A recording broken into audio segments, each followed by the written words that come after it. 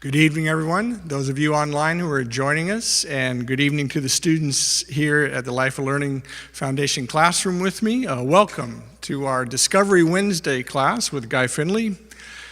Our Discovery Wednesday class is usually a unique one compared to the other classes during the week, and it's unique in that Guy invites us, both the students in the room and the students online, to participate in tonight's topic and class, and that is going to be true even more so than our usual Discovery Wednesdays, as Guy will describe in his opening comments. So I just want to issue a very sincere invitation to those of you online to participate with us, share with us, so that we all can grow together in our learning together tonight. Guy was going to make some introductory comments, and as I said, he will describe the rest of the format for the class. When we are through with that, we will take a short break and then come back for a discussion, a Q&A, in which you can ask questions directly of Guy then. And so our session will last up until about 8:30 or so. So I hope you can stay with us. You may participate. I want to make sure you know how to do that. Just use the question box on your GoToWebinar control panel for those of you who are joining us through that platform. And if you are on Facebook or YouTube and joining us, you can put comments or questions in the chat area, and all of those things will come through our back end, through our people behind the scenes, and they will relay them to Guy and to the rest of the class as well. So you can participate, and I encourage you to do so. So with that said, we'll get started with this evening's class. Guy has asked me to read the topic for tonight, and he will share the key lesson when he's ready. Here is our topic for tonight's class. Wade into real life and leave fear behind you.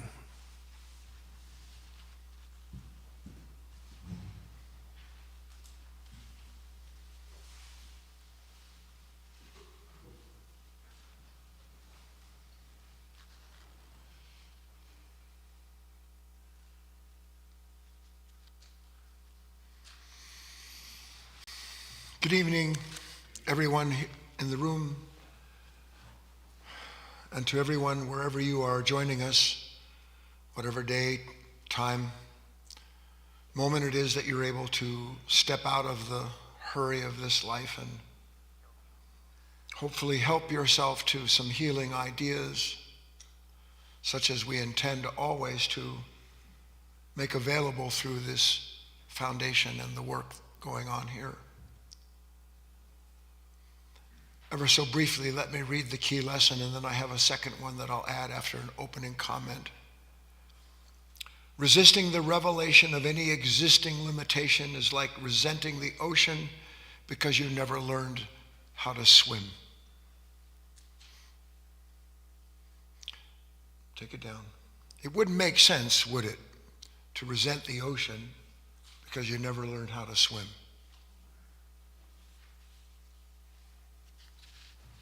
Or why do you resent human beings?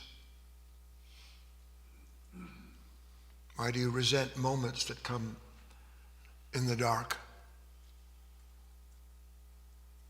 The parallel is that you resent them because you've never entered them. You've never understood them. And there's not a moment that comes in this life, and one day you will be such a glad recipient of that realization. There's not a moment that comes in this life that doesn't come bearing gifts. Not a moment.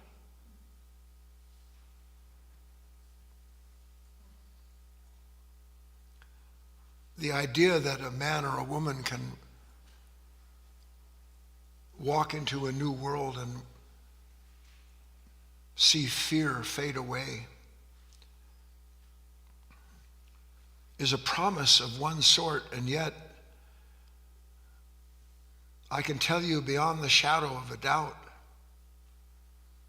that it is possible, at least at the outset, and then no telling where that exploration leads.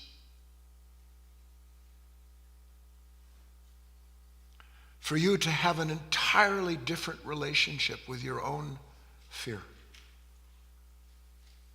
with your own anxiety and your own depression, an entirely different relationship with every negative reaction you have. As you are now, you have only one reaction you have only one relationship with your negative reactions, as you are now. And that is that they capture you. So let me read a second key lesson that I just penned sitting here, and Kate's going to capture it as I go, and then I'm going to make about 10 minutes worth of comments to set the stage for what should be a fascinating, interesting night. We're going to do something we've never done before, and that I hope to do again and again and again if it proves as significant in terms of what everyone here and out there learns as a result of participating in it. Here's the key lesson. Fear is the passive response to unconsciously resisting the experience. Fear is the passive response to unconsciously resisting the experience of our own negative imagination. Fear is the passive response to unconsciously experiencing what really is the object of our own negative imagination. On Wednesday nights, as a rule, we engage the audience after I presented a small set of ideas. People in the room and you watching, especially if you've joined us before, we have a working exploration of a certain unseen similarity that we all share in a consciousness that we are, by and large, completely asleep to. So that in the exploration of these questions that we pose and that we get responses from the audience, we start to see that we're not nearly as separate as we think we are, because we basically all respond in the same way given the certain stimulation.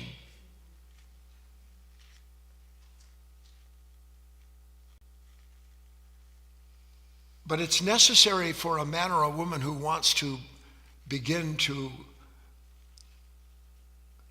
go beyond that level of consciousness, which on one hand sounds complicated or belongs to a dream state of sleeping humanity that somehow they're going to on their own transcend their own consciousness.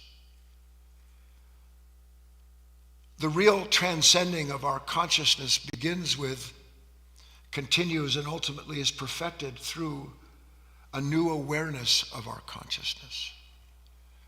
Our relationship with our consciousness now is born out of the reactions the consciousness has, and then our relationship to those reactions that tell us who we are and what happened and what we have to do.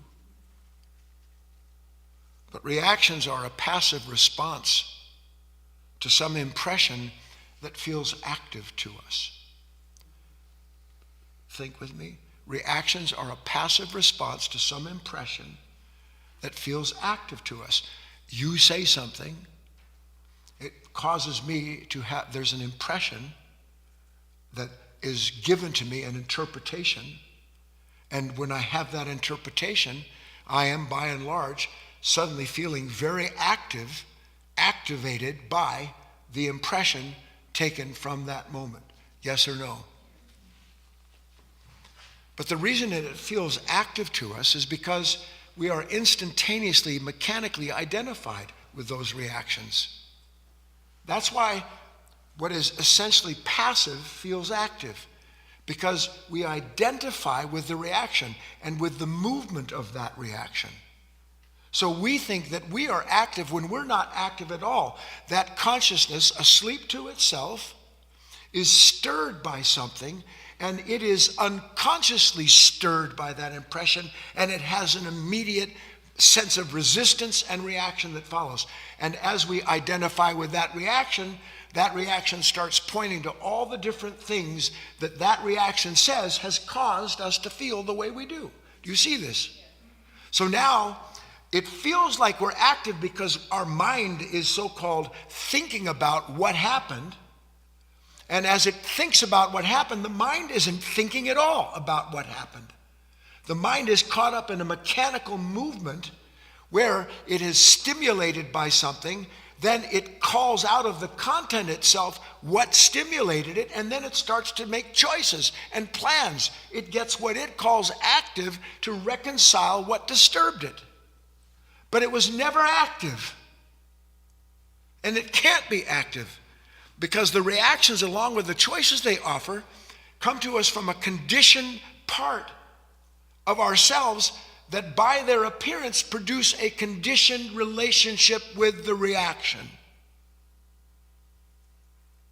A conditioned relationship with the reaction that feels like we're passive in that moment, but that in truth we are completely passive to that reaction and the sense of self that is being derived from it. I'm trying to go slow enough so everybody grasps that. Are you grasping it? This explains, if you're willing to see it, why you are unable to change your relationship with the moments you don't want. You keep believing you can change your relationship to unwanted moments that you fear because you keep having reactions to them that seem different every time, but that are actually drawing you into the consciousness responsible for the resistance. And when identified with the consciousness resisting the moment, you are blind as a bat because you can't learn anything in a passive relationship to the moment that feels active to you. It's impossible. This is what it's meant by humanity is asleep.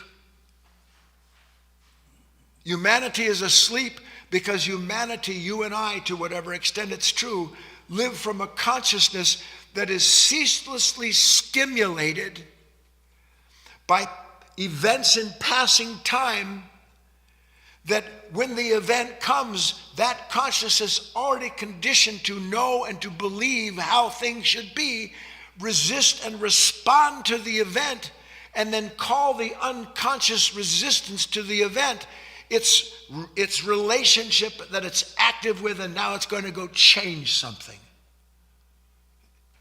And if you're honest, what have you changed? Or are you still a captive of these negative reactions when they come?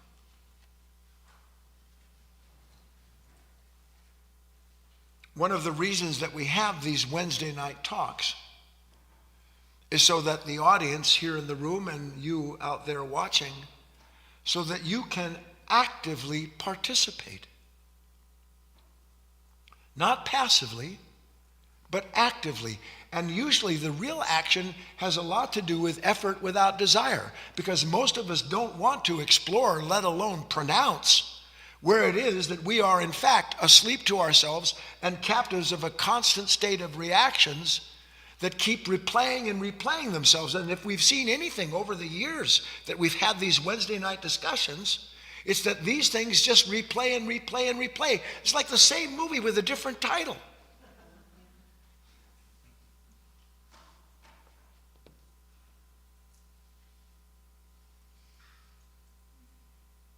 And I don't know, as I wrap up this part where I'm going to introduce what we're going to do tonight, I don't know, and I can't,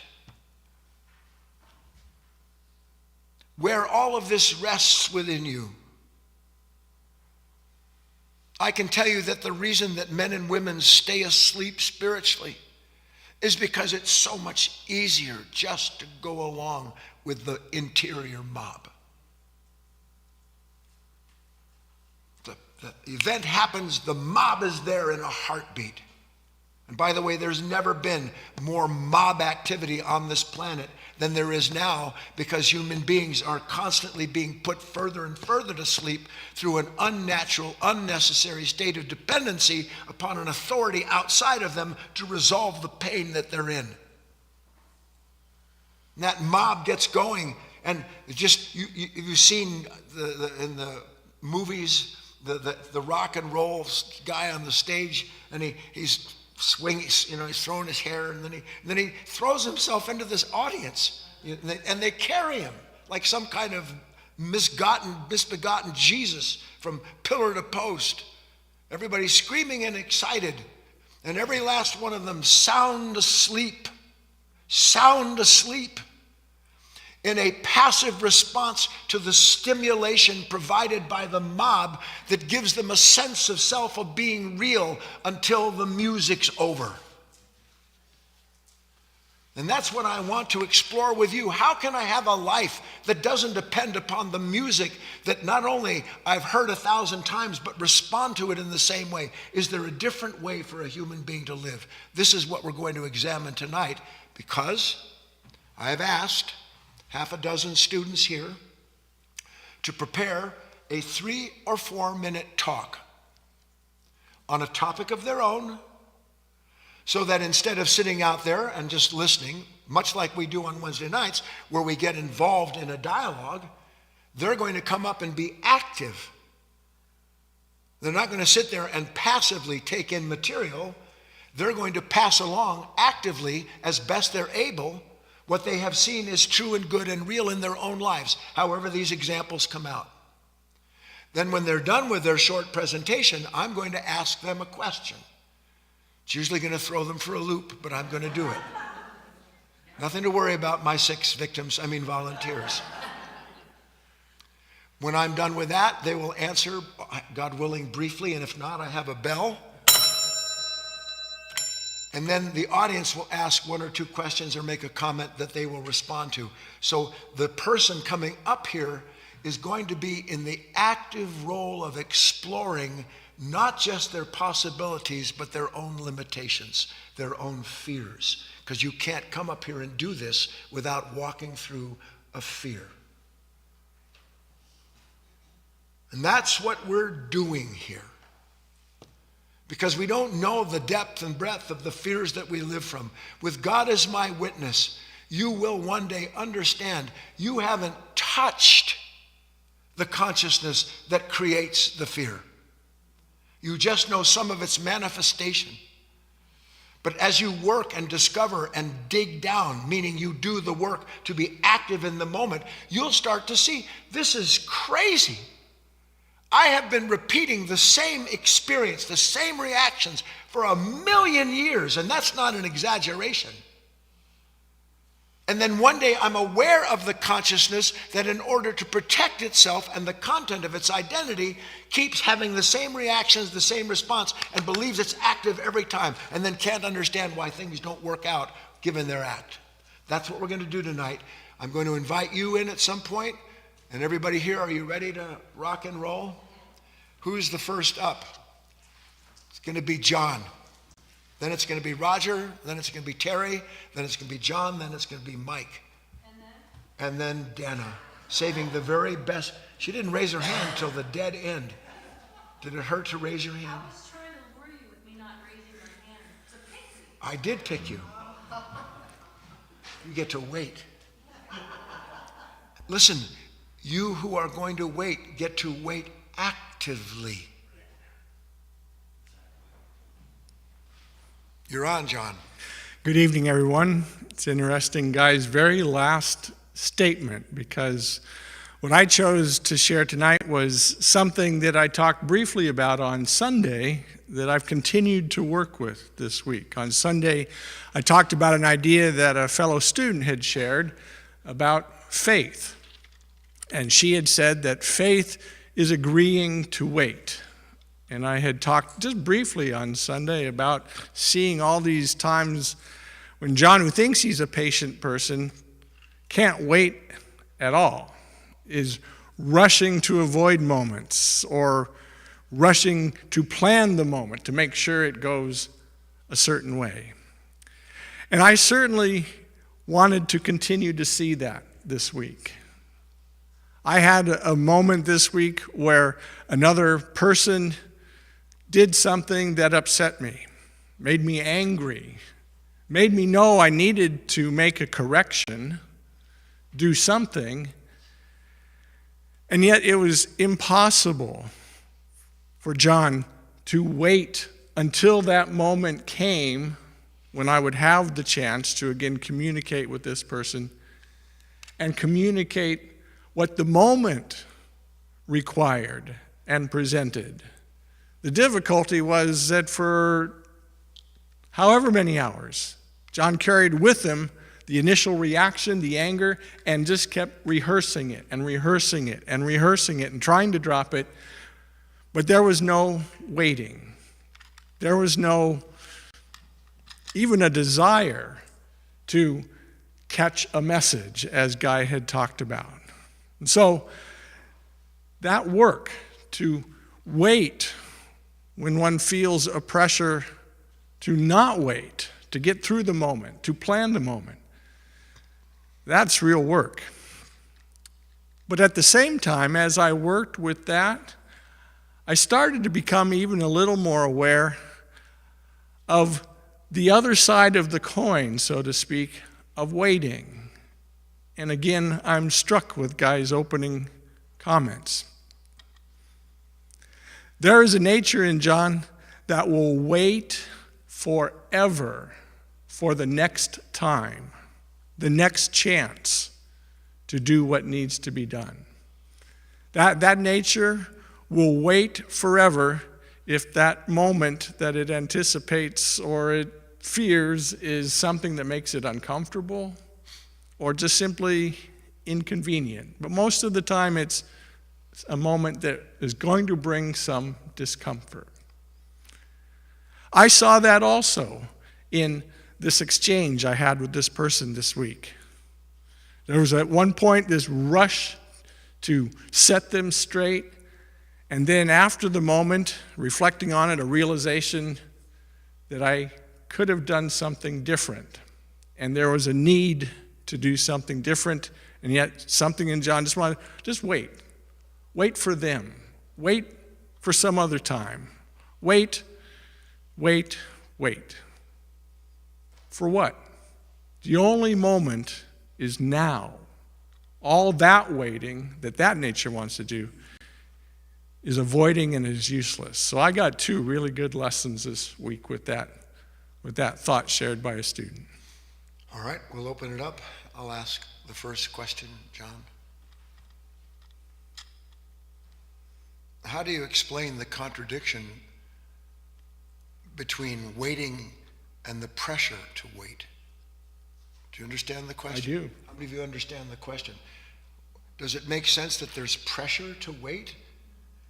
Isn't that a contradiction in itself? You have 30 seconds to answer that, and then we'll open up to a question from the room. It seemed to me, my response, because I thought the same thing, my response is I don't see a contradiction. It seems like one, but in each case, it is a pressure. It is something compelling me to do something. In one moment, it is compelling me to move, like I got jet rockets on my backside.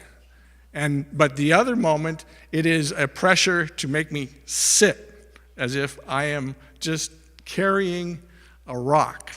And so in either case, it is a nature pressuring me to do something based upon its desires. That's my first thought. So I'll make one comment and then we'll take a question. Wherever you have a consciousness that is divided, you have a consciousness that is in conflict with itself. And where you have consciousness in conflict with itself, you have the opposites that consciousness cannot see, which is the pressure and to wait, the pressure to stop and do nothing, and the pressure to go, all at the same time. And until that confusion is resolved, that consciousness will remain the same. You must learn to be active properly in those moments. Patricia. John, what would be the main thing you think you've gotten from these classes? From these classes, Repeat the question, please. Patricia has asked me what is the main thing that I have learned, and perhaps one of the most valuable things I have learned. And that is what Guy has been talking about just recently. The only way to change, the only way to learn the truth of myself is I have to do something that I don't want to do. That I have to step into what seems uncomfortable. That is the only place something new can happen. That is the only place I can see what is lying to me and telling me who I am or who I'm not or what I'm capable of. That to me sums up my work practically all the time. If I'm not, as Guy has said to me on the golf course and elsewhere, and to all of us, if you're not feeling some level of discomfort, nothing's happening. Good, John. Thank you. You're welcome. Let's have the next person.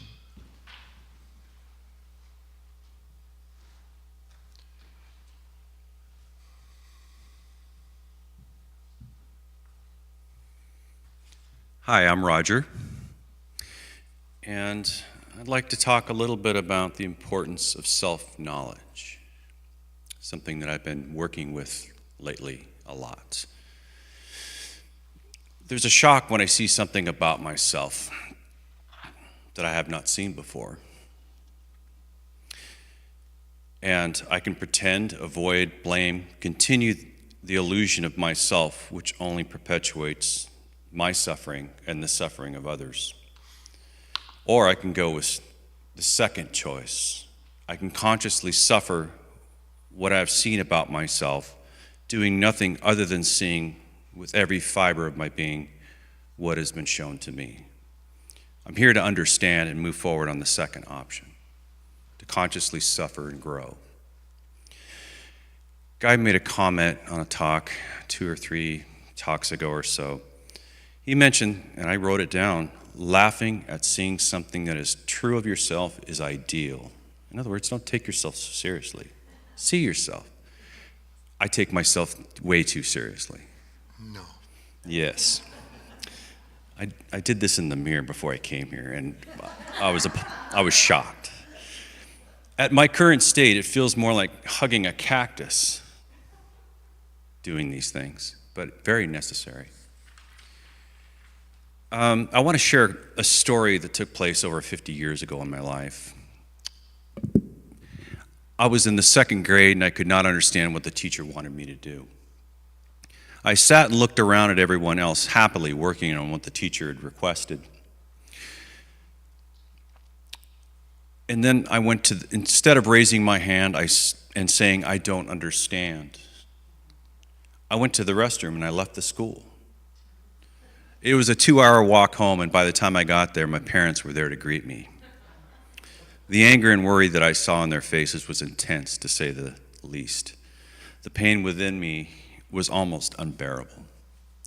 My reaction that day did not stop there. I lived my whole life without any awareness at all at how this nature had taken control, and I could see no other way to live. Constantly causing suffering all around me as well as within me for what I refuse to see in myself. At this point, I want to share some words from Guy.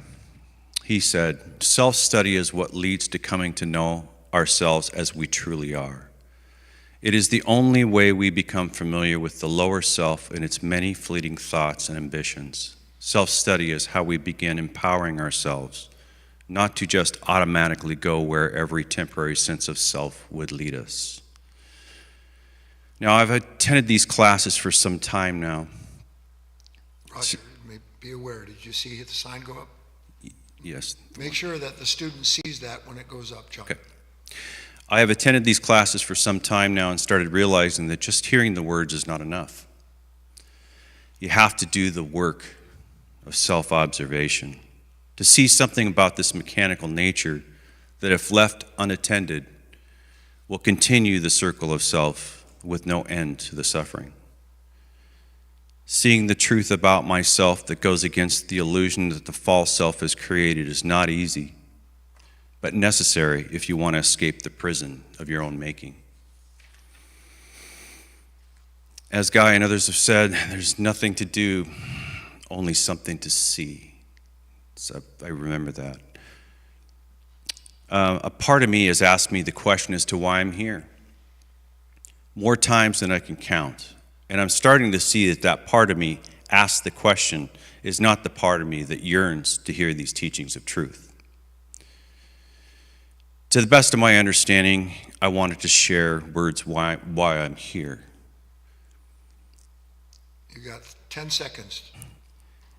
To be at ease with seeing the truth of myself in all its human expression. And I'll go right to the crux of it. Be able to see the lesson given to me in every moment so I can be a true instrument of God.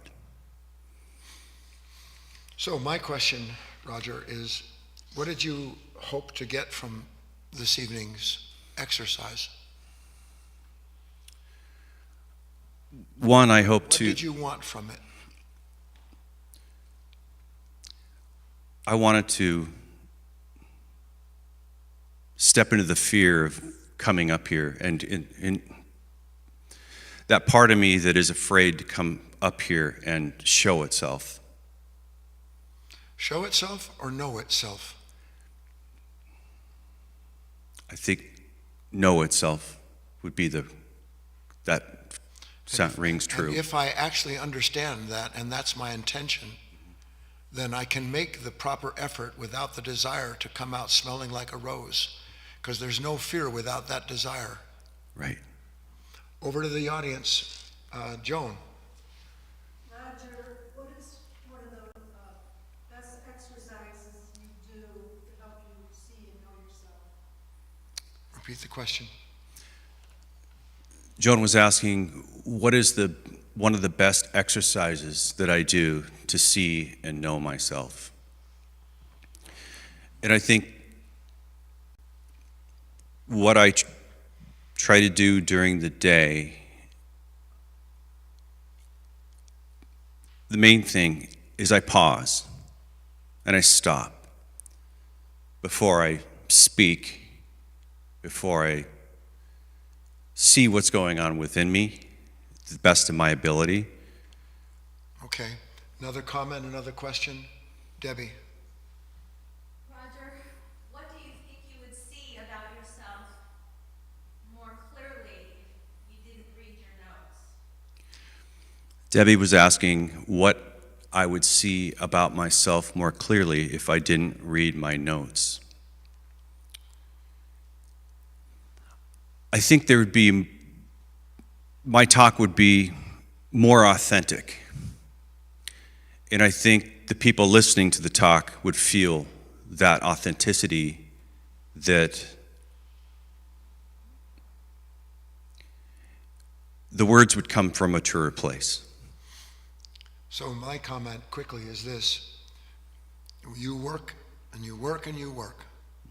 You wean yourself off of that gradually. You can't just do it all at once, but if you work at it, you will, so that you can stand up there and be in an active relationship with what you have developed through your work. An active relationship. So your work is talking, not Roger. Okay, let's go. Thank you. While Terry's coming up, everybody, I don't know if you're listening to the speaker. Ask questions about what they have talked about. Make comments about what they have spoken about, so that you're actually listening and being moved to whatever extent you are by what they're saying, so then the movement can continue. You're on, Terry. Hi, my name is Terry. So on Sunday, Guy started off his talk by saying, we have the right not to second guess ourselves. We have the right not to become fearful over any mistake that we've ever made. We have the right not to regret our actions in the past or even in the moment before. We basically have the right not to think about ourselves at all. Glory be the day. But that's what I worked with these past few days, was just that. Because what does that mean, or what did that mean to me? It meant to me that this whole life is about seeing. It's almost like those, in high school they had those slide projectors, they'd bring up a slide, next slide. It's kind of like that, where our moments are it's these moments, and it's all about seeing, right? And it's all about, so I go into my day and I see that there's constantly a missing of the mark. But I see that. In other words, there's something there that is seeing that, like I'm next to it seeing it. And so to not think about myself I see it, it's done, start over. I see it, it's done, start over. I'm with children, and these two girls yesterday, and they were doing homework, and the older one was just on this younger one, just picking on her and picking on her and picking on her. And I could feel the pressure, and instead of suffering it, Terry said the quip. Now, right then and there, I saw it. Like right after it came out of my mouth, that was it. And there was my exercise. It was time to just, there it is, see it, done, start over. And that's how I feel like my life is every day now. Because I miss the mark. Terry misses the mark more than she hits the mark, way more than she hits the mark. But I think that whole idea is for us to eventually come to the point where we're going to be ahead. There's going to be something there, the awareness there, to make the crooked places straight. But I connected something with our talk from last Wednesday in doing this exercise. So Guy used a diagram, called it the circle of desire. It was like the Ferris wheel. And basically he was saying in the middle of it, in every cake is baked its expiration date, meaning with every want, it's connected with the don't want. Automatically, they're one and the same thing, pleasure and pain. So then he had on the circle, the very top, he had an opening at the top and the bottom. And he said, we're not aware of the passage between pain and pleasure, and we're not aware of the passage between pleasure and pain. We're just not aware of it. And I could feel that moment too, that moment, that little space is kind of the repose, where there's an opportunity for us to do something different. That is the moment, every moment. That's what it is. It's like that's all we need to do is we just need to simply see. There's nothing else to do. That's why he says there's nothing else to do. There's only something to see. So little by little, that's where I'm working, and I really appreciate these talks. Over to the room. Who has a question or comment? Doug. Terry, all the kids you've worked with over the years, you've seen them different ages. You just mentioned that moment of repose. I'll try to make this short. Do they feel that? Can you feel that they feel your authenticity of wanting to explore in that moment? When you catch yourself? So Doug asked me, in working with these children, of all ages over the years, and I just spoke about this moment of repose. Do I believe that these kids feel that, that space? And I can honestly say absolutely yes. I had one of those moments today where I actually shared something with an older child because she kept saying something to her younger brother who was taking it very personally. And there was a part of me that was just the right part that went and shared with her just some things for her to just think about. She made eye contact with me. She was there with me. I was there with her. It was a beautiful moment, so yes. Another? Ellen? Terry, you talked about this exercise that you were doing. Can you talk about what Guy was saying earlier about how you can have a new relationship with your consciousness? How does doing that exercise help you have that new relationship? So Ellen's asking how is doing the exercise that I shared have me have a new relationship with that lower consciousness. And it's just basically just exactly kind of like I laid out. It's just really working to start over and watching and being more diligent and wanting that first more than I want anything. No matter what is taking place, to know that this is not my world. This is the world of my, this nature's making, but it's not my world. And to actually just constantly come back to myself, put that first, that's pretty much it. How big of a difference is there between what you know and what you are? Probably a pretty big difference. Probably? Yeah, for sure. I mean, if I'm missing the mark time and time again, for sure. Yeah. Okay, next.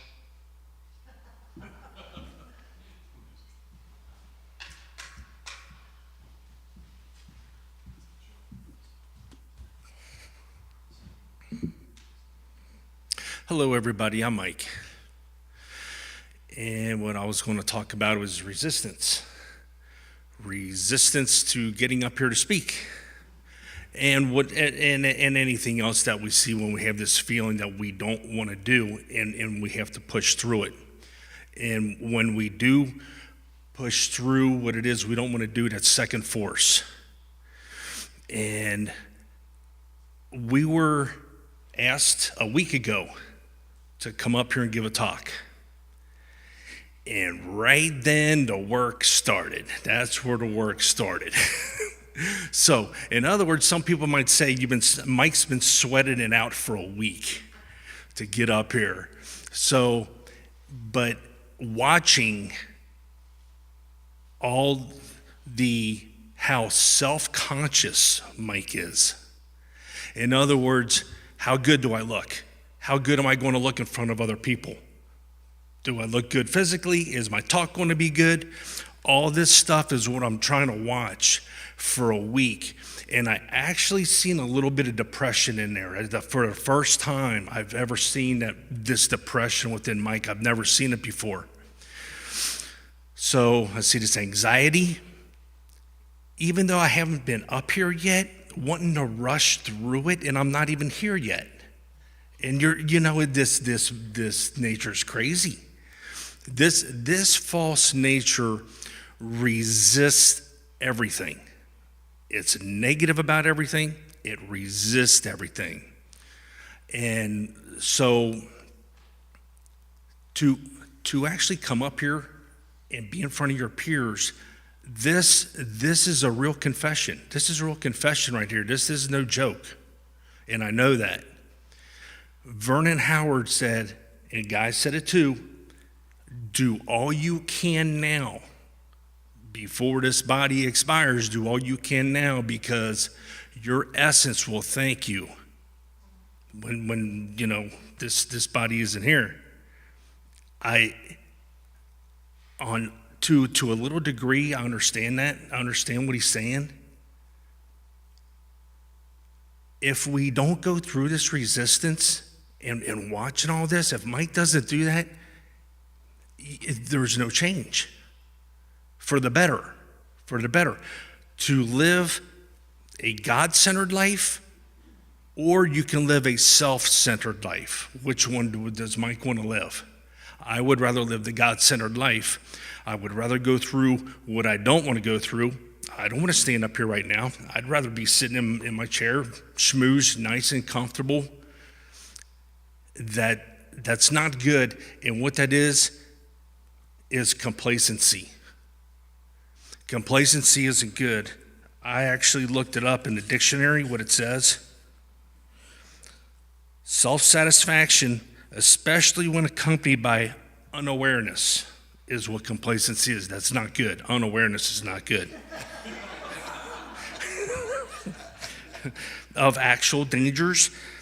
Okay, accompanied by unawareness of actual dangers or deficiencies. Unaware, and when I seen it blew me away. Unaware of dangers, and it's like, whoa. But, yeah, but we need to wake up and be aware. So I do the best I can to watch. I actually seen also how Mike was trying to save himself from that anxiety and so to speak, sweating it out. Couldn't do it. Okay, I could not save myself for anything, and I couldn't relax until it finally just fell away. I just couldn't do nothing with it anymore. I kept watching all this anxiety and all this stuff, and I finally relaxed when I brought myself to the present moment. You see that sign that goes time up, that means you zip the lip and you get ready for the next thing, right? Okay. Here's my question. How many enemies do you have, Mike? I've never thought about it. What do you think about? Do you not think about people that trouble you all the time?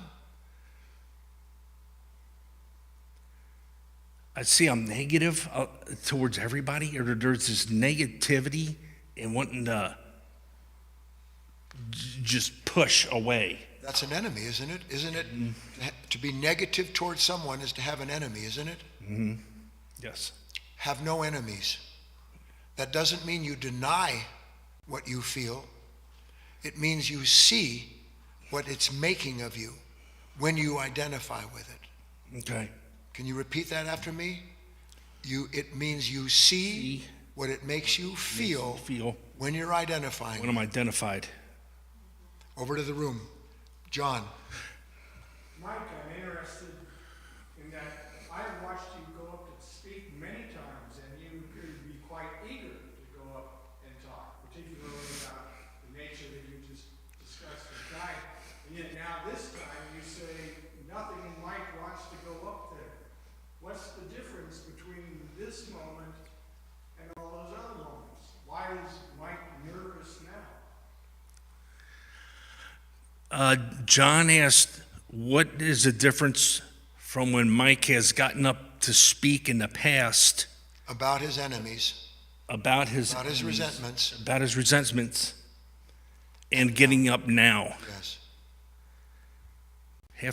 Right now I have to see it. Now right now I'm seeing it, and I have to face it that I didn't want to, and I was probably pushing it down, pushing it away, pushing it into the darkness, just pushing it away, denial.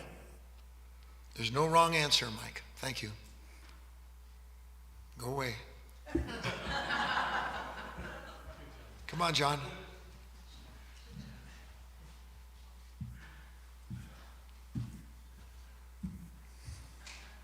Good evening.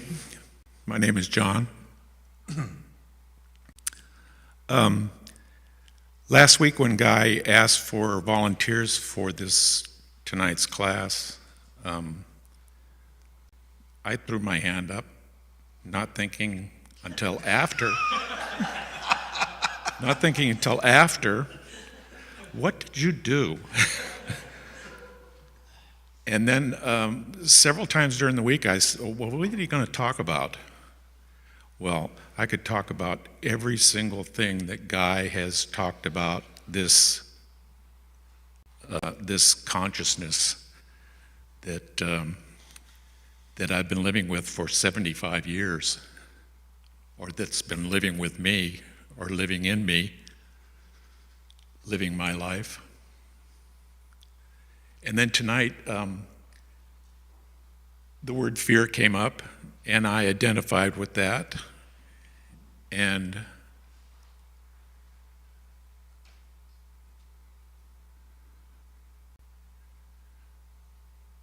how everything is connected to that fear, including me standing here talking with you, and how this nature in me is just petrified, just literally shaking, and how it just does not want to talk about it. I think it was a couple of days ago, Guy had one of Guy's meditations was how this nature has a chronic resistance to life. And that's John in a nutshell. Everything about life just terrifies John. Doesn't know how to handle it, gets angry about it, hates himself for it, and just will not stand and look to see where all of that's coming from. And that's, I understand, is my only salvation, is to actually see this and go through the pain of seeing it.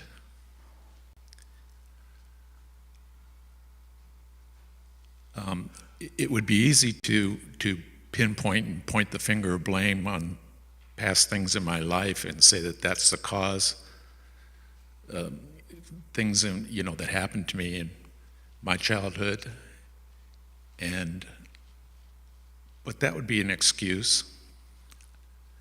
I have to see the true nature of that.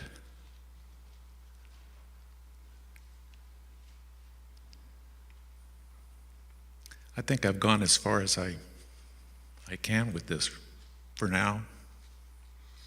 And hopefully in the future we'll have more insight and more courage, so to speak, to talk about things. What would you say, John, is the main observation from your week of wishing you hadn't raised your hand? The main observation. Is there a main observation? You know, it's odd when I look back at that. Somehow I didn't dwell on it. I just thought, well, you know, rather than say a bunch of words and just get up there and start talking, see where it comes from. And now that you're through your 4 minutes, what is the observation? I need to really do the work. I need to work harder. Okay. Back to the audience. Barbara? Well, John, you talked about fear in your talk. Do you feel that since you've given this talk, you've been able to see the nature of fear and been able to not be so subject to it? Barbara asks if I can see the nature of fear now that I mentioned the fear, and I'm not sure. I'm not sure about that. Is that the question? Well, I guess I wanted to say, did you feel that you've seen it and been able to not be as subject to fear as you were describing? I'm sorry, I may not be clear. I'll ask. Okay. Having gone through the fear of not wanting to be active up here, do you know anything more about fear now than you did when you first started this exercise? Yeah, it's not so fearful. So you've waded in a little bit. Very good, yes. Well, that's what we're doing, isn't it? Yeah. Get your shorts, let's go. Thanks, John. Thank you.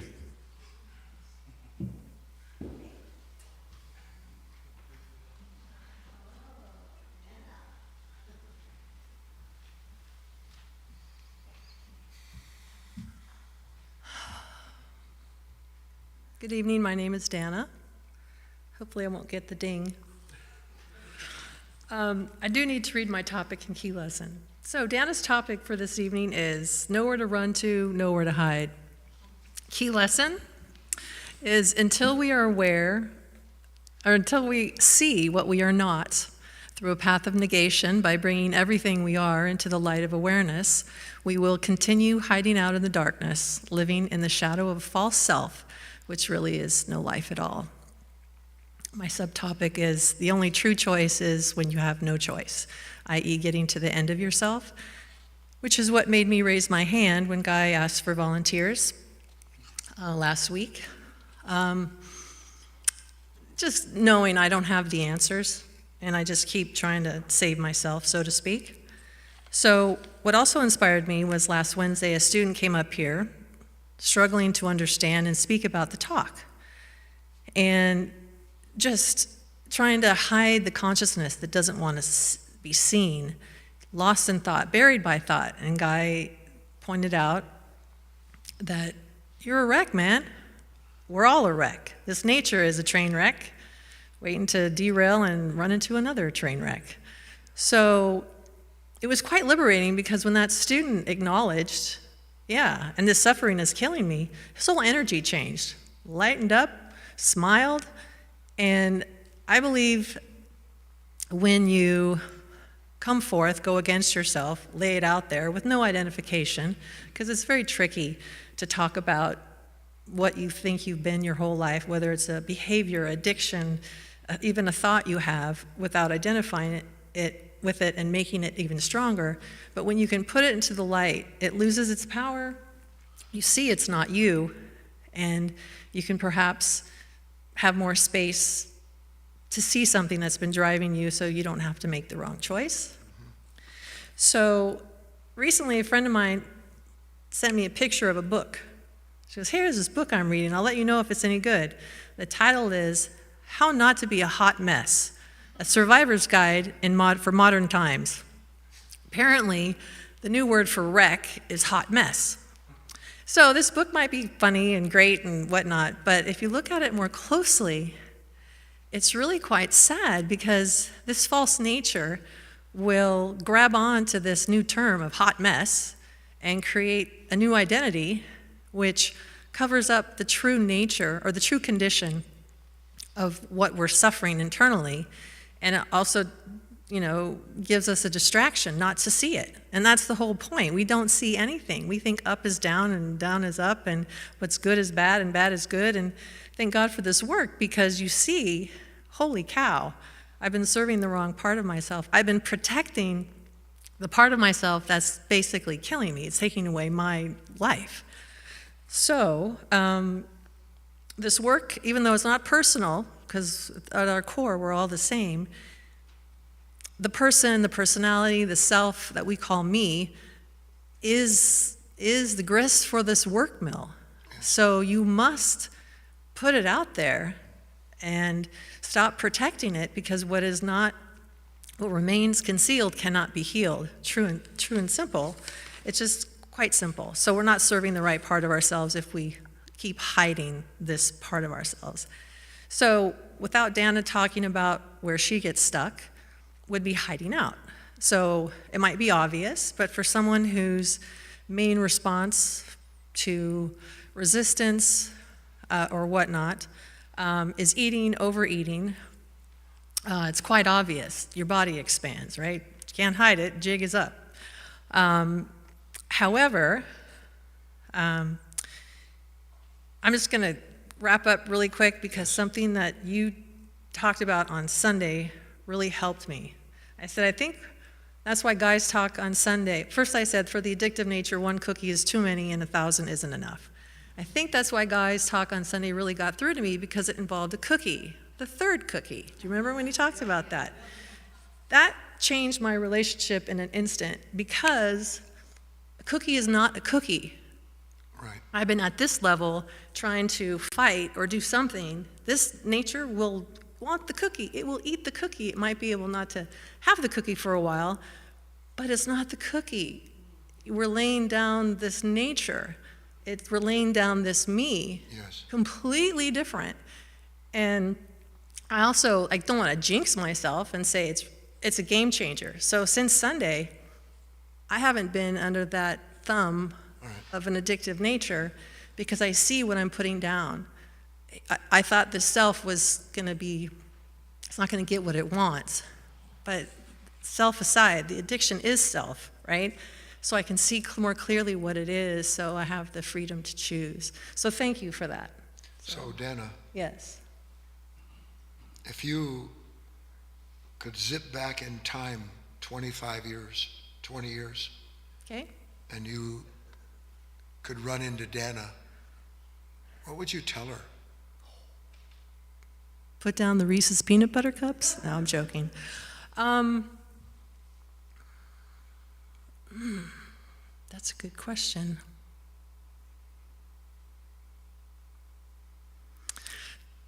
I don't know if this is a good answer, but I might just sit her down and say, you really don't need to do this?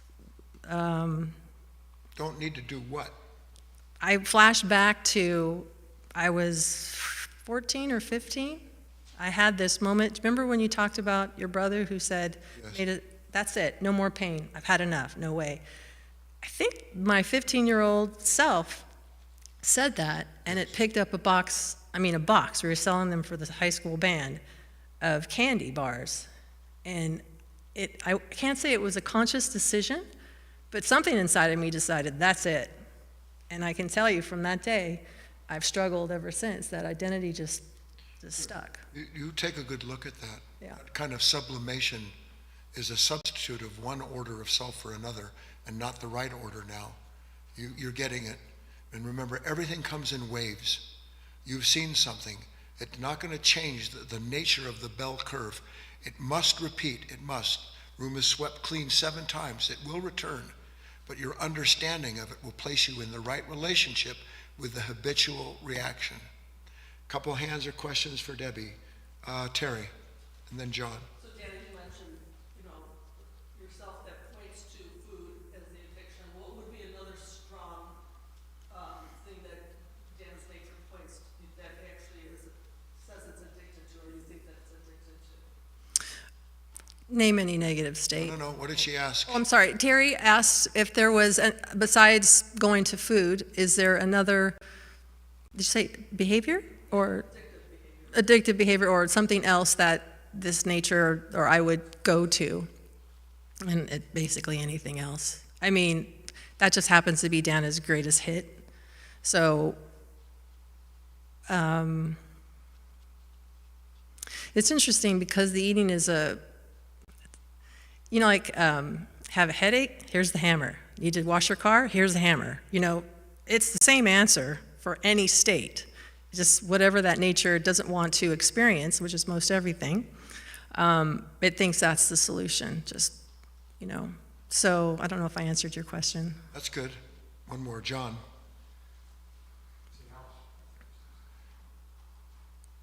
One of the great gifts, Dan, that we're offered when we do this, but also one of the great challenges, is to be aware of ourselves while we are actually talking and sharing what we are. And if we see something new in that moment that we didn't see before. Can you say there was anything that you were aware of or present to while you were actually just sharing what you did that you haven't seen before? Anything new? Maybe not, but very aware of the chatter that's constantly, having its own conversation as things are happening. Talking while you're talking? Yes. And what Yes. is the nature of that chatter? Nonsense, but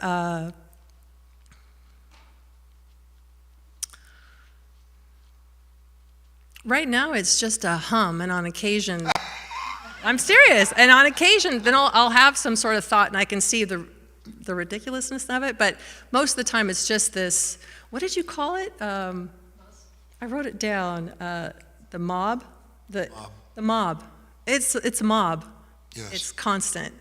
And, my guess is the mob will descend on me when I sit in my chair, and I must say I'm much better at just watching that now and just enduring it and letting it die out, because without me it can't live. Correct. So that's it. Thank you, Dana. Thank you.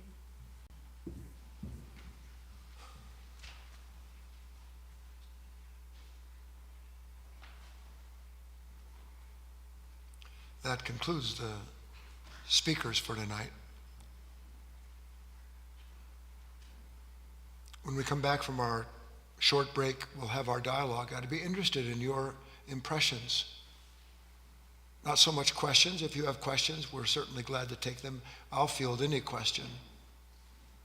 But what were the impressions? Let's take a break and then we'll come back.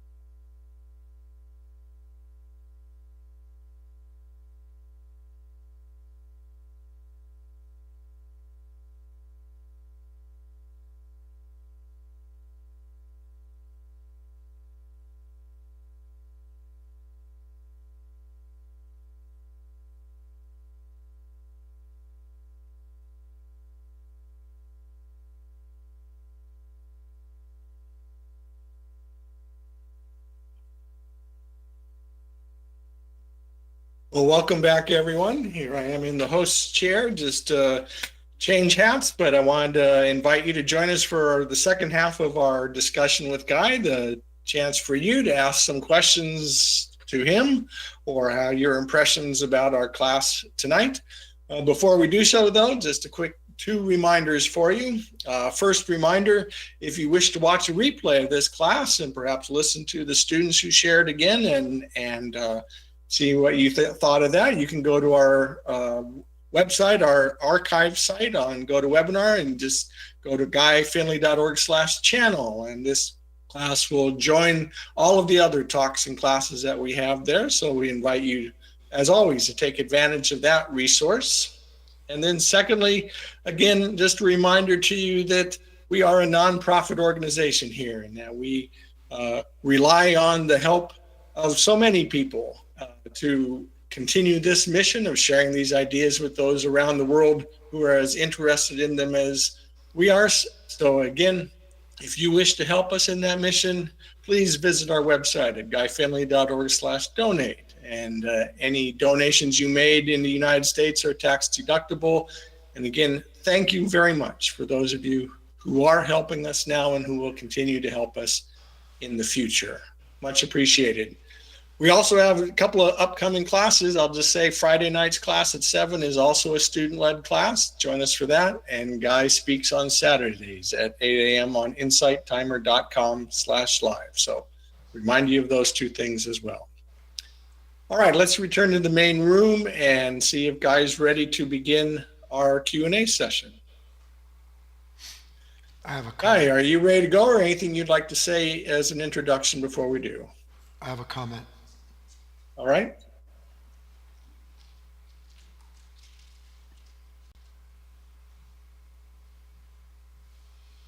We're probably going to explore this theme a little bit more.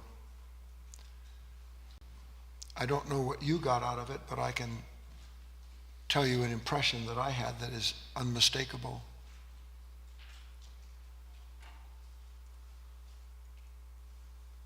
From seed to flower. What's the difference between the flower and the seed?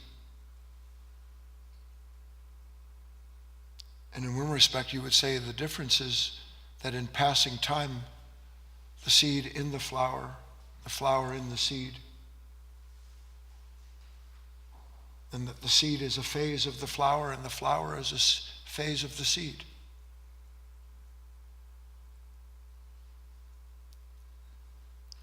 Who couldn't find themselves in the speakers this evening?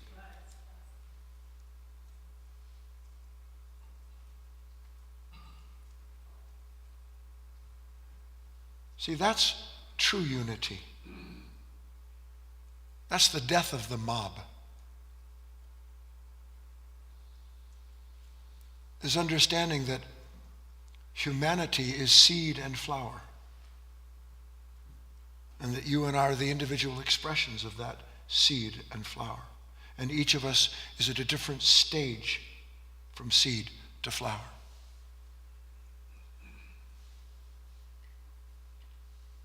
You will judge everyone that you know and yourself relentlessly as long as you take yourself to be any one particular stage of development. But when you understand you are a creature, you are a being on a journey of discovery, and the discovery is through the revelation of the whole of your existence, from seed to flower and back to seed again, then you have a chance to become a true human being. That's the purpose of these classes and the exercises that we do, such as we tried tonight. Over to you, John. Well, Guy, I have one written question that was left over from your Sunday talk and one hand in the queue. So I'm going to start with the leftover question, which came in from Stephen. And he was talking about the talk in which you talked about doing for the greater good. And here's what Stephen asked. He said, "This talk showed me a few more gifts of blindness. Desire fulfillment is a very proactive approach. Taking action is much easier when you can see to do it. Blindness has given me an ease of letting go of many desires. Doing the greater good is a bit more elusive, though. Would the golden rule be a good measure for the greater good? Wouldn't the violation of the golden rule have to be through the imposition of one's will onto themselves or another with the woulds, coulds, and shoulds of prior conditioning and personal beliefs? Did that go up somewhere where I can see it? It didn't. That's okay, Katie. I have an impression that's good enough to answer that question.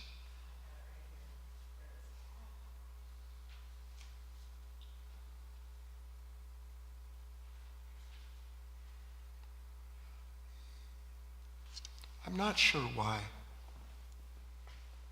Because I wouldn't question the sincerity of most students. I know we come in all levels, all stages, from seed to flower.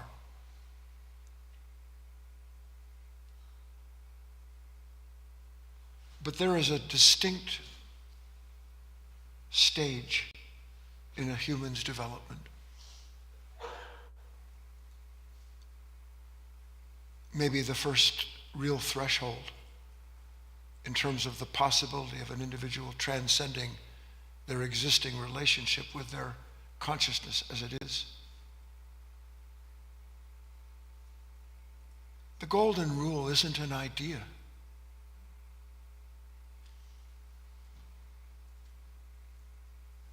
It's an actuality.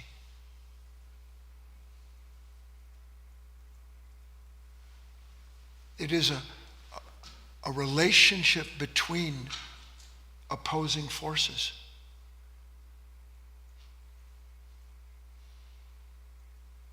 And left to their own designs, no opposing force can do anything but oppose the force that opposes it.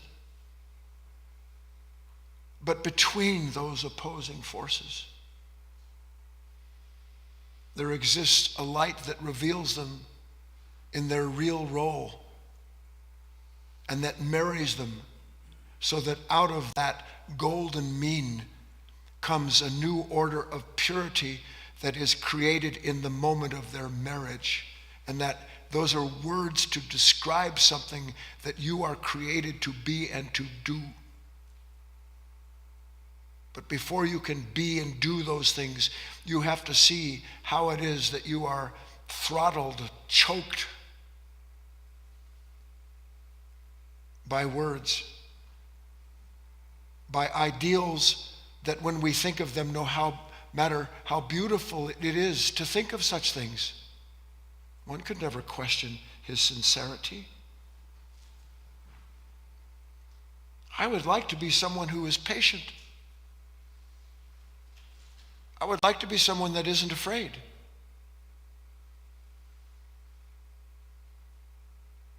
But I'm not patient, and I'm not brave. And because I'm not these things, I have to come up with some hope in a time to come when I will be, because I acquire and finally achieve what is called the golden mean. But the golden mean isn't an achievement. You don't acquire love. You die to everything that is unloving. Because the golden mean allows you to see the disparity between the nature that meets the moment and the possibility of meeting it from a completely different order of awareness. And in that moment, and in that moment only, there is a death. And that's what the golden mean is. It is the end of something that came together, and out of which comes something that was conceived as a result of their union. That's the golden mean. Yes, it's a principle and a formula and all the rest of that. But it must live in us. It must live in us. That's my answer. Eric's coming up. Come on, Eric.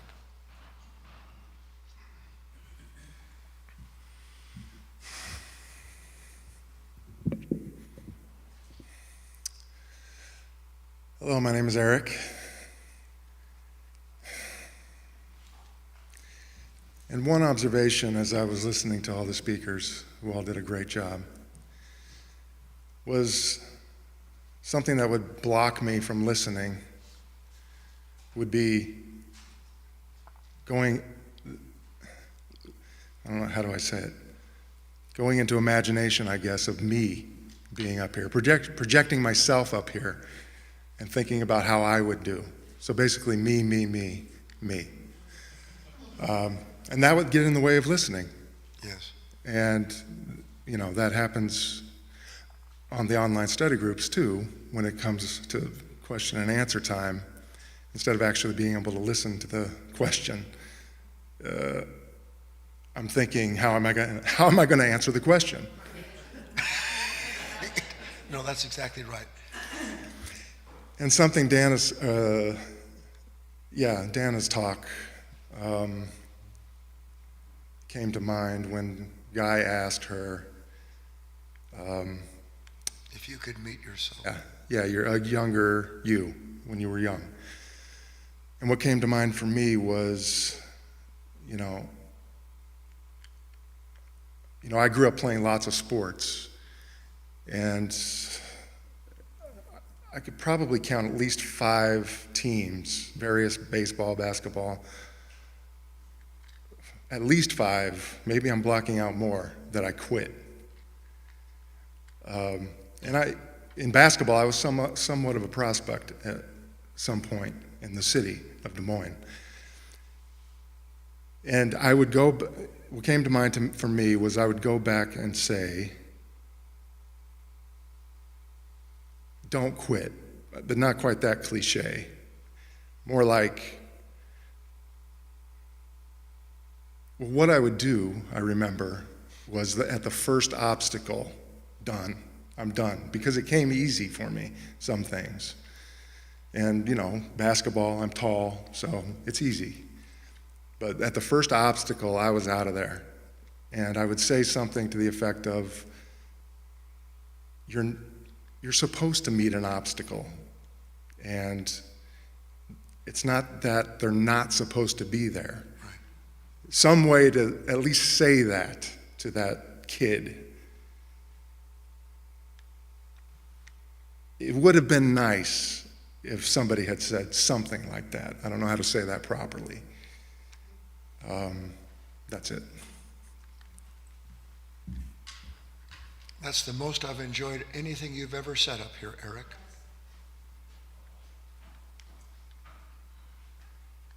And just so you know, in one respect, you do have a chance to say it to that kid. That's what we're doing here. Yes, Patricia? I just wanted to say I was very moved by everyone up here tonight. Patricia said she was very moved by everyone up here tonight. It was all very good.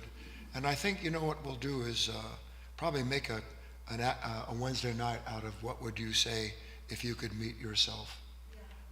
Yeah, that'd be interesting to hear and interesting for us to go through bringing up some of these things that are so buried in us all, like Eric was saying. It is cathartic in the right sense of it. Ellen's on stage at the mic. Hello, my name is Ellen, and I wanted to share my impression of the talks. And really, everyone did such a great job, and Let's not do that. Okay, What's so great about being a human being? right. Well, that's, No, because it happens all the time. I don't know why you want to flatter each other. This is what we're supposed to be and do with our lives. You're not great because you risk something to tell the truth. Please go ahead. yes, well, what I really wanted to say was the whole moment was great because Yes. I could feel a connection with every one of the speakers. And what I could see is how all of us, we're so identified with who we think we are. We're identified with what we're saying. We're identified with our reactions. And it's why we're in so much fear about getting up because we're trying to, Yes. I don't know, we're trying to present a certain identity. And that's what we're identified with, this imagination. And then it blocks us Yes. from just being in the moment. And one of the great lessons of getting up here is not to succeed, although if we say something we think is good, we're just full of ourselves. But the real gift in getting up here is to get that glimpse of how we're just a phony. And we want to be sincere. Not how we are a phony, that there is something phony living in us. Yes, yes. Please be clear. Okay, thank you. There is something phony living in us that speaks through us and acts through us, and when we're passive, that's what comes out. Yes. Good. Over to you, John, while Debbie comes up. All right, we have Tony in the queue, so I'll go to Tony if you'd like. Yes, please. Debbie will stand there. All cute and Oh, everything. Tony, you're unmuted. Hi, good evening. So, Guy asked us to share our perceptions, Yes. and what I felt was what I really could feel from where I'm sitting is that everyone had the same energy in terms of the yearning, the waiting, the anticipation of, or the watching for something like something fundamental. And it occurred to me, wow, there's a lack of comfort with just mystery. And I feel that if we could all get to that point where instead of, like, I was like that, I was always waiting for integrity to show up, for the right love to show up, for the right everything to show up. And I realized it's all in me. All that stuff that I'm looking for is in me. Yes. And I don't need it out there, it's in me. And so I think becoming comfortable with mystery and just being in great joy when it shows up, when that stuff we're not looking for and it shows up. Oh my God, that is passion for me when it shows up. And that's why I like you guys. So just thank you again. You're welcome, Tony. And just one small comment correction. When the real mystery appears, you can't call it joy. You can call it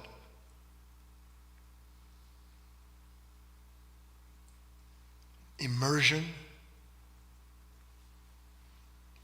in a mixture of resistance, of inquiry, a mixture of hunger, a mixture of concern, and every other word relative to that moment where the real mystery appears. And the mystery is always, the real mystery is always being willing to allow the whole movement of that phase, whatever seed to flower state it's in, to let it take its next stage, its next revelation.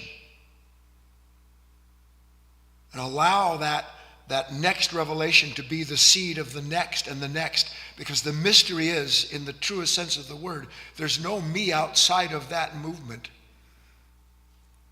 I'm not any one stage of seed or flower or thorn or stiff stalk.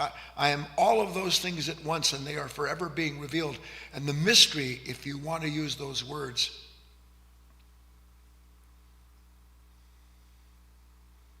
is how do I let all of that just be what it is without me getting in there and trying to figure out who and what I am as a result of those revelations, to leave it pure. Debbie's on. Hi, my name is Deborah, and what I wanted to share was similar to what Guy just said, only of course not as eloquently, but I could see from the speakers, and I can see this so prevalent in this nature, how this nature wants to know every moment. It wants to plan out every moment so it knows what will happen, and it knows what to expect, and it knows how to protect itself. And even when I got up here and he said something about Debbie's here and she's cute or whatever, this nature hides behind that. The personality, that person, you know, we all develop personalities that protect ourselves. And I could see that in the speakers and in myself, and how I can see it right now again. Good. Yeah. Good. You heard that. I did. Good. Yeah. It just pops up. It's just part of this nature. It's a certain tone, isn't it? Yeah. Use those tones when you can catch them, as you did. Yeah. Yeah. It's amazing. So that was a good lesson. Pretty soon she won't use her hands. She won't use those tones. What's gonna happen to Deborah? John, Debbie, Doug's at the mic.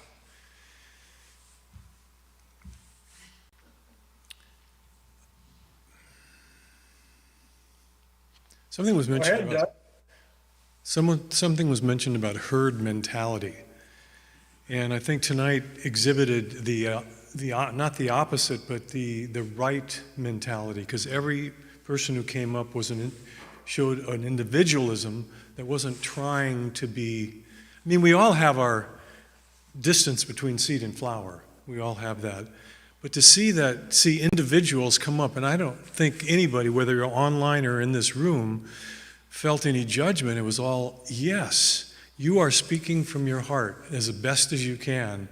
And it's not just standing at this microphone that it matters. It's everywhere we go throughout our day. This is something to break through, because to me, the whole of this work is to see, as you talked about, I think it was last Wednesday, not my will, but thy will. It always comes down to a new will, because seeing that I don't have a will of my own, I'm so afraid to do certain things, and I would agree. I mean, I've known Eric a long time, and to see we used to work together, and he would say stuff like that. And to see the development of an individual, to see something in themselves helps me. I don't like obstacles either. Here's an obstacle. I'm getting older. Things aren't the same as they used to be. That's an obstacle. It's an obstacle in the mind that's the herd that says it's an obstacle. And we can see that, it's just encouraging to see each other through the eyes of something different than this hideous mind of judgment that all it wants to do is separate ourselves, and I'm this and you're that. And I think that truly is agape love, because it's not mine. Exactly. And we see something different, and something blossoms in that. So I was grateful for tonight. Effort without desire is agape. Come on up if you were headed up here. Anybody in the queue there, John? Come on. Yes, we have Namita in the queue, so perhaps we can end with her and whoever's coming up to the mic. We have one more person. She'll introduce herself, and then we'll do Namita. You're on. I'm Dawn. I've been working on anger for a while, as the guy knows. And it's getting a lot better. And I was lost for about 4 years not doing inner work. And I've been doing inner work again for a year and 7 months. Who's counting? I am. Recently, noticing tension between a couple of people that haven't been treating me so nicely. And, usually fight or flight kicks in. And through work, I've kind of picked up a zeal for being very principled. But during that, I've noticed that if I go too far without too far with that and not having a balance in life by using integrity and learning about boundaries, that I react. And so I'm trying to, what I'm doing is I'm saying my piece so it doesn't come out sideways in a principled way, so I can keep my integrity. And it feels good. Okay. Just go ahead and sit down. Two things, Dawn.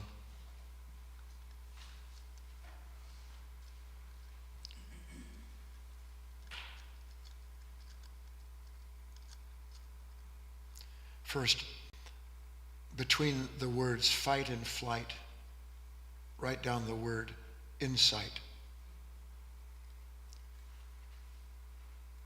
Because what we call sometimes fight is identification with what we call our integrity, and you're not going to be this or do that to me. And that's not integrity. If integrity isn't effortless, it's false. Integrity could be called the golden mean, couldn't it? I'm between a rock and a hard place. The rock is always the other person, but I'm the hard place.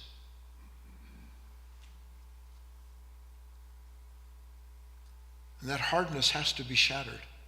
And Dawn cannot shatter it. She builds it with everything she does to make sure that she isn't accosted or insulted or whatever it is that sets her off. Our sensitivity is to the wrong thing, Dawn.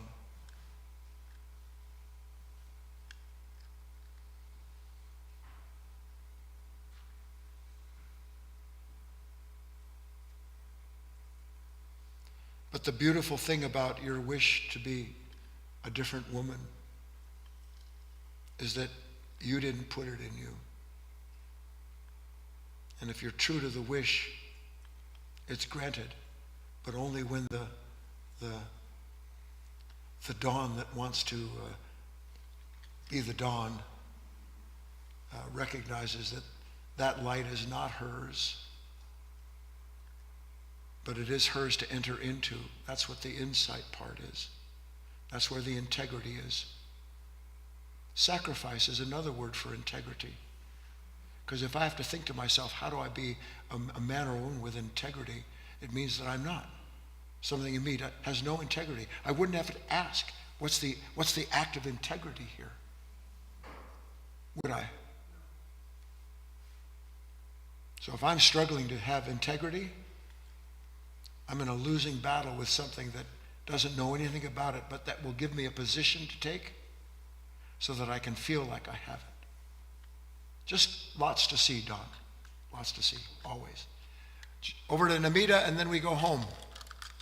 All right, Guy, and to Namita. Hello, Namita, you're unmuted. Hello. Just listening to all the talks and my inner work and connecting it to the Ferris wheel talk.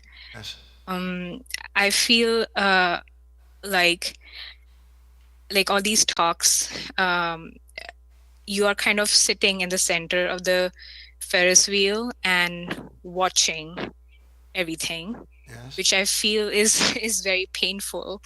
And lately I've been just like you said in your talks, that you just step off the Ferris wheel and just say bye-bye. I mean, never again enter the Ferris wheel. So I feel that helps me. So I don't know if I should stand in the middle of the Ferris wheel and suffer through it for it to complete itself, or just say bye-bye and just step off completely. Well, if you could do either one, you'd be a master. And you're not. We have ideas. The right attitude is to be in the center and to watch everything roll around. But it hurts because I want to do and then I don't want to do, and then I want some pleasure and then I don't want the pain that comes. I don't know what to do. I'm so confused. Then let that be where you are in the center of. Namita, do you know the story of the ugly duckling? Yes. So here's the ugly duckling. I was just thinking about this today. Maybe it was for you. Here's the ugly duckling, and it's quack, quack, quack, quack, quack, quack, doing the stuff that ducks do. Waddle, waddle, waddle, waddle, quack, quack, quack, quack.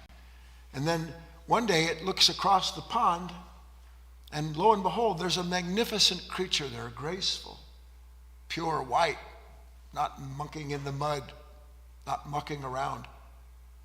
And then by chance it happens to look and see in the reflection that it looks more like that swan than it does like everybody it's been hanging out with the mob of quackers. Now, what they don't tell you in that story is that that little duck, that little swan, didn't shake off all of the duck qualities overnight, because it was raised with ducks. It waddled like a duck, and if it's raised with ducks and waddled like a duck, then by God, it has a duck nature, doesn't it?